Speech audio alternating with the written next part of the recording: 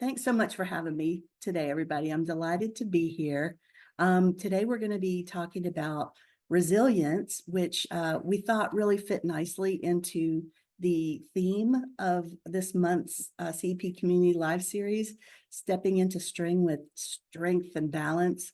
But when you're strong and resilient, it doesn't necessarily mean that you have to do that by yourself.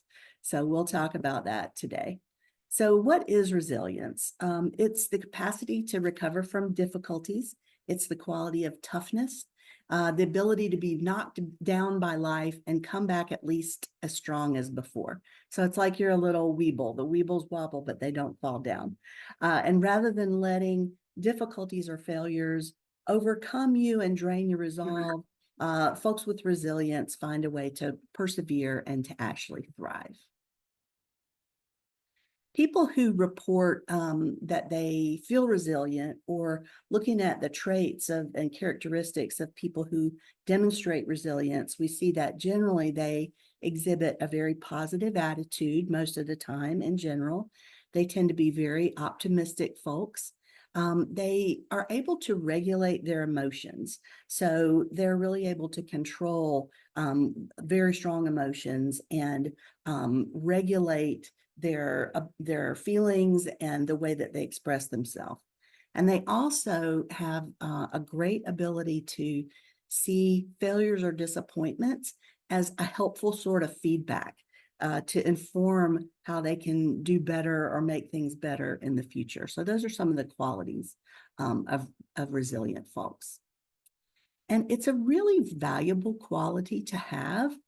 There's an ongoing study of what they call superagers that's being done at Northwestern University. They're studying people in their 70s and 80s, mostly people 80 and older, who have the mental and physical capacity of people who are decades younger, people in their 40s and 50s.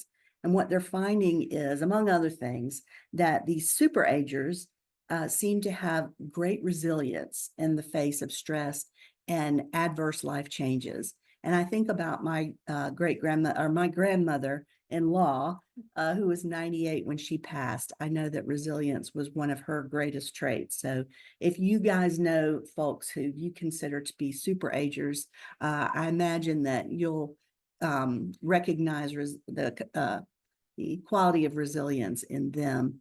The leader of this study is Emily Rogalski at Northwestern, and she says, we all encounter stress and have the opportunity to react in different ways.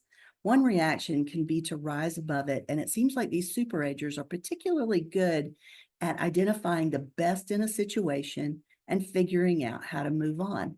So one of our hypotheses today is that this quality of resilience, many times it is seen as sort of an inherent trait of people. Some people are just naturally more resilient, but it is a quality and a trait that you can foster and develop in yourself. So we'll look at some ways to do that today.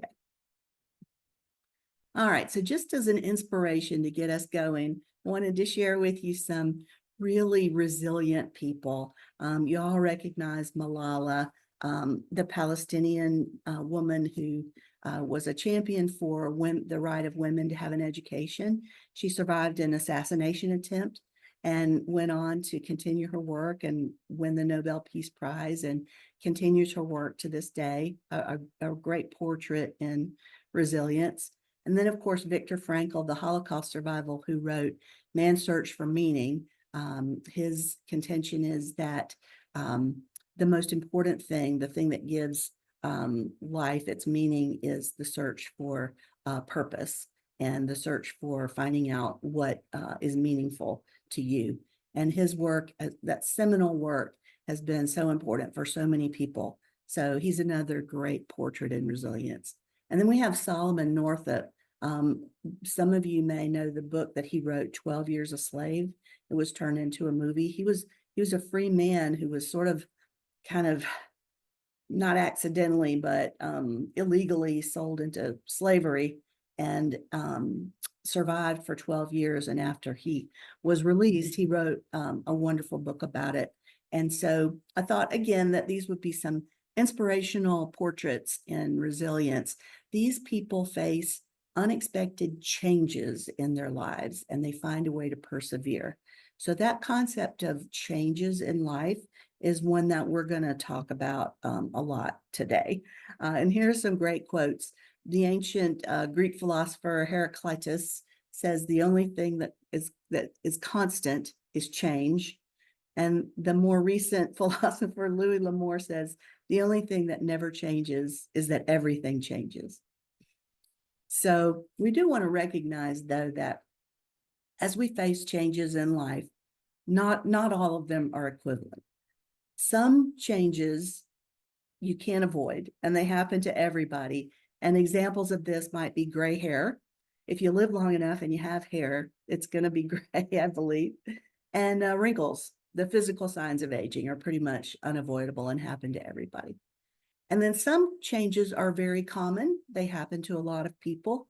And some of these changes are significant transitions, like if you're a student and then you transition to working life. If you're a single person and you transition to married life, or vice versa, you're married and you make a change and then you're single. When you are childless, you make a great change in your lifestyle when you become a parent. Then the transition of career to retirement. And then there are the changes caused by medical conditions. And some of those medical conditions can be temporary.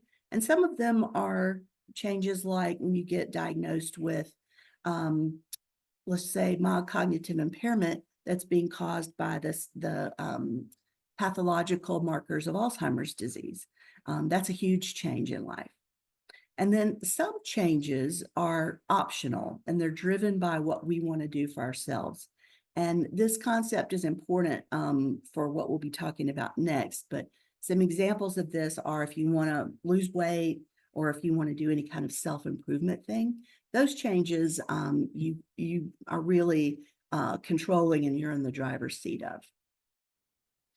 So I wanted to introduce to you this model of change. It's called the trans-theoretical model of change, and it's been around since the 70s. And it's so universal and so popular that it's often used for lots and lots of different situations where change is at the center of it. So we most often think about it as a model for making proactive changes.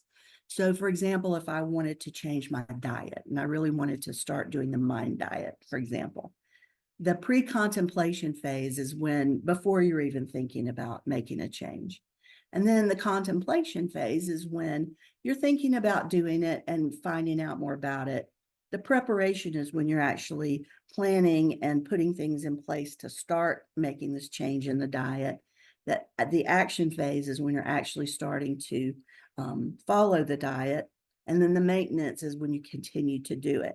Now, there's often backsliding, and we might fall off of this model, and we might go back into the pre-contemplation phase, or the contemplation phase, or right back into the action phase. So it's not necessarily always linear, but we can also use this model to contemplate and guide how we react to changes. And we find that either people who use this process, either consciously or subconsciously, if they do it consistently and successfully navigate change, they usually become more resilient. So this is a great model for us to kind of use as a basis for our conversation today. So let's use the model to talk about the changes in cognition that someone with MCI may experience. So the pre-contemplation phase is when you're just aware of some of the changes that might occur down the road. Contemplation, that phase, is when you are really looking at the changes that you might be experiencing or that you might in the future. Like, what are in addition to memory loss, am I having that right now? Am I also having some problems with decision making, with planning? And if not now, might I have some difficulty with that in the future? And then the preparation phase is really important because you're making plans for what you might need to help you deal with the changes, either the changes that you have now or the changes that you might experience in the future. And then when you need it, you put this plan that you've made into action and you maintain it, and then make adjustments as maybe a different change comes along. But this is a great model to use to ensure that you're thinking about what the change is, what you can do about it, and how you can put those changes, the steps that you have made for your action plan, how you can maintain those. All right. Now, when we're looking at abilities, as you as a person with MCI or as a care partner, sometimes it's tempting to assume that because you have challenges in a certain area of cognition, that those challenges are similar in other areas, that you're similarly impaired in other areas. So I want us to all be aware that it's not necessarily the case. And this graph tries to illustrate that. On the left-hand side here, going down, we've got a list of just a list of some of the abilities that might be affected by mild cognitive impairment. The little X's, if the X is further to the left, you see up at the top, that means that you're not able to do it. If the X is further to the right on the scale, it means that you're not having any problems doing it. So in this particular snapshot, this is a particular person, let's say, and they're having some real trouble doing their finances, which is a really common challenge for people who are in the early part of the MCI process even. We might be tempted to think that they are similarly impaired in their ability to drive, maybe cook, manage their medications, and doing household tasks. But that is not necessarily true. So when you're pre-contemplating your abilities, when you're looking at, what's going on and what might potentially be a challenge in the future, just be aware that all of these abilities can be independent of each other. It could be that somebody might be similarly impaired in all these different domains, these different areas, but we have to leave ourselves open to the possibility that the challenges might be very different for different tasks. So it's important to really look at each one and take stock of, where you are. So let's apply this model to a change that some of you may have already experienced or know somebody that's experienced, and that's the ability to drive. And the changes that are happening in the brain for someone with MCI sometimes require some changes in driving habits. And there are a lot of reasons that the changes in the brain can affect your ability to drive. But let's just use this model to look at that particular ability. So the pre-contemplation phase is that we just want to be aware that the changes in your ability to drive can potentially occur. And then as we're contemplating this, we're taking stock of where you are. What changes might you be experiencing? You might not be experiencing any of them, but if you think you might be, a driving evaluation might be a possibility here, or getting some feedback, some input from people who have observed you driving to see if they think that you're having any changes. So then the preparation stage might be that you're kind of making a plan for altering your driving habits or picking out some alternate transportation methods, depending on, the conclusions that you've kind of come to when you're contemplating this. And then you put the plan into action when it's needed. And again, even if you're not actually experiencing the changes yet, it's good to have a plan in place.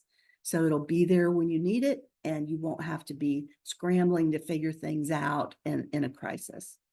And then hopefully we maintain those changes and make adjustments as needed. So that's the model in action. So one of the problems is that it isn't always easy to recognize that you're experiencing changes in your cognitive abilities. We don't always realize that our memory is getting worse, or our ability to make decisions, or our ability to drive. So how do we navigate that? I think it's for most of us, it's really important to identify people who can help. And this ties into our theme of, we want to be resilient and keep going, but it's a lot more difficult to do it alone. It's easier to do it when you have people who can help. So think about, who are those people who might be able to help you recognize if you're having some changes, and to have a really open and honest line of communication with the people who know you the very best and who are around you the most, people who might be able to recognize that you're having some changes. And I think it's worthwhile to have conversations with those people early and often about this process of being open and saying, if we're honest, if we're gentle, diplomatic, and respectful with each other, I want you to really be able to tell me if you're noticing changes. And you might even say, here's how I would like for you to share this information with me. I don't want you to just say, wow, your memory is really getting worse. But you might say, I noticed that you asked me that twice. Let's talk about, how frequently this might be happening, or, when this might be happening, and how we might deal with that. And then we also need to think about what changes are important to talk about, because some modest, mild changes maybe not even worth a conversation.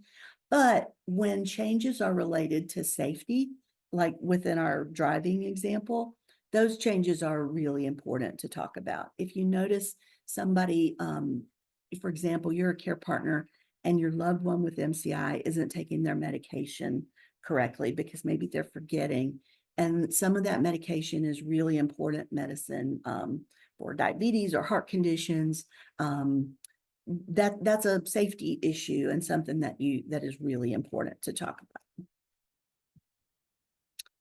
All right, so developing this kind of support system that we're talking about is really crucial to navigating the changes that might come along, and to maintaining your resilience.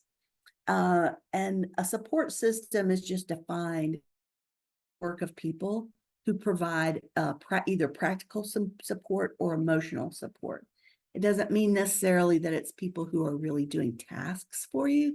It might be people who just call you and make sure that you're doing okay, or people that you just call and vent to.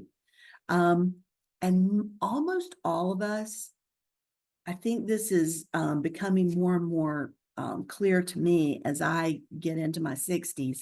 Most of us have an increased need for a very robust support system as we age. My sister is 12 years older than I am, and so she and her husband are in their mid-70s, and I have become a support for them, and it's made me realize that, I'm happy to be supportive of them, but as I age, I'm going to need a similar kind of support system, I'm sure. And so it's something that, again, it's good to be proactive about, and to think, we can apply that model of change to it. Think about what we might need, putting plans in place. And part of that planning includes really developing a support team around you. And don't think of just the traditional support team of family, friends, and neighbors. It can also be your clinicians, the people that are your healthcare professionals, people from different agencies, like the Alzheimer's Association, your place of worship and the congregations there, support groups, and then the people that provide services to you, like attorneys and financial advisors and other professionals who really probably need to know what's going on with you and can provide you advice and support depending on where you are in your journey. So there are lots of different avenues for developing support systems. This diagram on the right sort of this bullseye diagram shows that the people in your immediate support system, that might be your close friends and family. But again, we don't want to rule out the other levels of support, people that can really be on your team. And so you think about within this diagram, which are the people who really would be able and available and willing to help. And it's good to have conversations with them and discuss the needs that you might have and kind of evaluate the degree to which they're able to be on your team. When you are asking for help, it's good to be really specific about what you need and not be too vague, because sometimes people really don't know how to help, and it's really a helpful thing to tell them exactly what they can do. For example, if a friend of mine has a death in the family and I want to do something, I can bring a casserole, but they might have 50 casseroles. So it would be great if I could get some specific guidance on, yes, please come the day of the visitation and help greet people, or whatever it is. That's a super specific example, but I think it illustrates the value in being clear about what your needs are. And then it doesn't necessarily need to be that they're doing something for you. You can do things together, things that, you might just need somebody to go with you and provide a little bit of assistance. And then if I think this is an important point, that if somebody isn't able to help you, don't blame yourself, because it's usually not about you. It usually has more to do with what's going on in their own lives. They might have things going on that you don't really have any idea about. So don't take it personally if a person's not able to be on your team. And then this last tip is obvious: say thank you and make sure that people know that they're appreciated. It makes it more likely they'll help in the future. Asking for help is not an easy thing for most of us, because we all like to be independent and self-reliant, but just having a little bit of help and putting some things in place can really be a game changer. And I'm sure that all of you have examples of when you helped other people, you were happy to do it and it made you feel good to do it. So put yourself in that position, and it makes it a little bit easier to, I think, ask for help from others. So just understand that it's a healthy thing to do.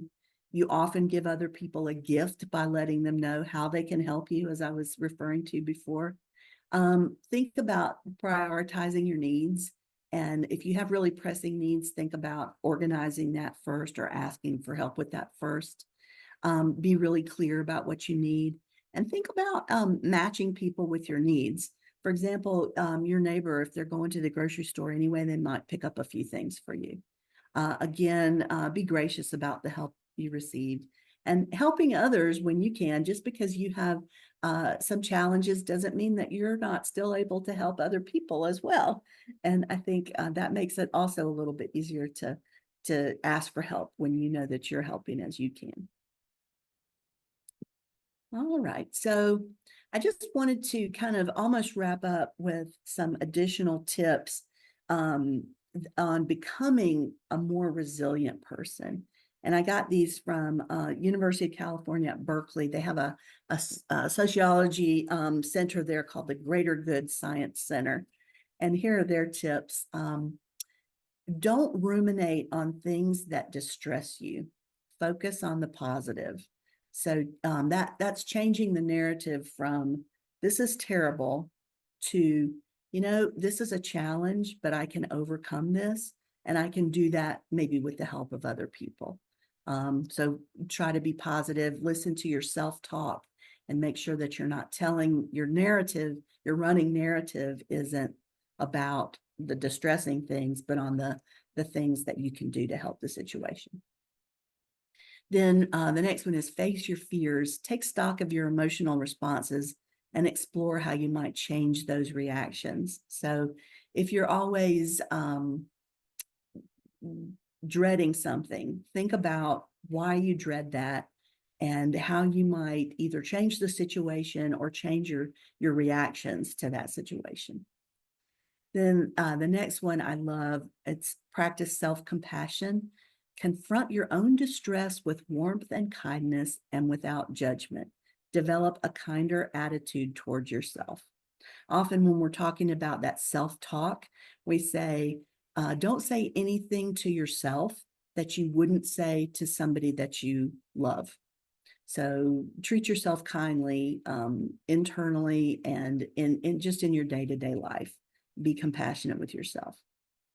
Then meditation and mindfulness are a great way to really start to pay attention to your self-talk and to exploring ways to change maybe unhealthy patterns. And if you just Google a body scan and mindful breathing, on the internet now on YouTube, there are tons and tons of really helpful practices. Oops, sorry, that advanced too quick. That you can start to practice that will really help you. And ultimately, they'll help you feel more resilient. And then this last one I think is so powerful. It's cultivating forgiveness. Make a commitment to forgive yourself and others, which means letting go of resentment and ill will for your own sake. You know, the old saw is that if you're holding on to resentment, it's like drinking a bottle of poison and expecting it to hurt the other person. It only hurts you, and that resentment and the ill feelings corrode the vessel that they're being held in, which is you. And it doesn't do, at the end of the day, it doesn't do anyone any good. So think about the instances in your life, the situations where you might be holding on to some ill feelings and resentment, and think about how you can move beyond that and let go of those bad feelings. All right, so I want you all to really think about how you can foster resilience in your own life. Some of these things are, one of this top left illustration is developing a support system. And the next one speaks to that too, the person helping the other person out of the hole. And I love this next top right picture. I don't know if you can see, but the man is wearing a shirt with his dog's picture on it, and the dog is wearing a shirt with his dad's picture on it. And I really think that these things that give us daily joy and meaning and purpose, something as simple as our pets and things that nurture our spirit, also help us foster resilience. And then we've got somebody practicing mindfulness technique here. Maybe he's doing some deep breathing or some mindfulness or a yoga practice. And oops. And then we mentioned being kind, being good to yourself. I want you to really think about how you can be more compassionate to yourself. And then also these thumbs up, how you can foster positivity. All right, so looks like we've got now about 10 minutes or so left. I'm going to stop sharing. And if you have any questions or comments, please feel free to put them in the chat, and happy to discuss those. That was wonderful. I don't know, maybe everybody's a bit shy today. I'm not sure, but I don't see any questions. Of course, I see someone said such wonderful, much needed advice, techniques, and words of wisdom. Thank you. I agree wholeheartedly. That was such a good reminder to be patient and gentle with yourself as well as others, advocate for yourself and also those that you love. I guess I'll ask a question, Suzette. Sure. What would you say? I think it's the point you brought up about the self-talk. I think it's easy to get into a trap of negative self-talk. We don't realize when we're doing it. Do you have any like quick tricks or tips to make sure you're staying present and that you are just focused on what's going on in front of you to where you're not getting carried away with, the negative thinking?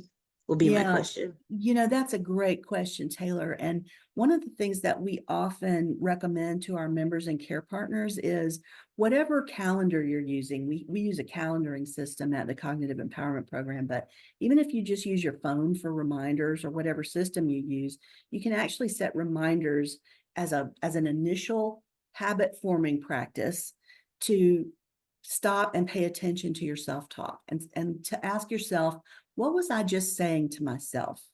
Was I saying, this is terrible, I just did a terrible job? Was it on balance? Was it negative self-talk, or was it neutral, or was it positive? So the first step is to train yourself to be more aware of what you're telling yourself. That's really important. Dina Abramson says, make a daily gratitude list. That's a fabulous, wow. fabulous idea. I like that a love lot. that. But yeah, you have to be aware of what you're telling yourself, what you're grateful for. And the more you sort of start listening to your inner voice, the more you hear it, I think. So it's a practice. These things, you know, you have to sort of get intentional about them and make a plan to put it in place, just like that model of change. So you might be, now you're aware that your self-talk might be a problem. You're thinking that you're contemplating about how you might address that. And then you're, you know, you're planning, you're saying, oh, I'm going to make some reminders during the day to check in with myself. You put it into action. And then the more you do it, the more aware you'll be of the things that you're telling yourself. And think about how you can reframe your negative thoughts. Like, how can you, if you're saying, I didn't do a great job on that, how do you, you know, actively say, you know, I could have done better on that. Let me think about how I can do better next time. Instead of beating yourself up about it. Yes, I'm also exactly. thinking about whenever you make a mistake, like if I go outside and I can't find my car and I'm just like, oh darn, I'm, you know, and I'm saying these things to myself, it doesn't feel good. So I think the feeling also is a reminder of how you're talking to yourself when things don't Yes. necessarily go perfectly. We can be So so mean to ourselves. We say things to yes. ourselves that we would never say to anybody else that we care about. So Yeah. kind to yourself. So, oh, one thing I remember, look, now I'm telling you all a story. I remember I was saying something not so nice about myself. And then a friend said, don't talk about my friend that way. And it was a good reminder to watch how I was speaking about myself so we can help each other out. If we hear a friend or a loved one saying some things, to say, hey, you know, be Yes. careful there. So, Yeah. again, thanks a lot, Suzette. For those of you who don't know, Suzette and Debbie, they teach a class we have called LiveWell here. And it's one of the, I mean, all the classes are great, but it's just a particularly profound, touching class with a lot of connections, a lot of sensitive topics. So, and as you can see, Suzette is perfect for the job. So we thank you, Suzette. Please join us next week on the 3rd. We're doing mind diet myth busting, which sounds fun. So thanks for joining us today for CEP Community Live.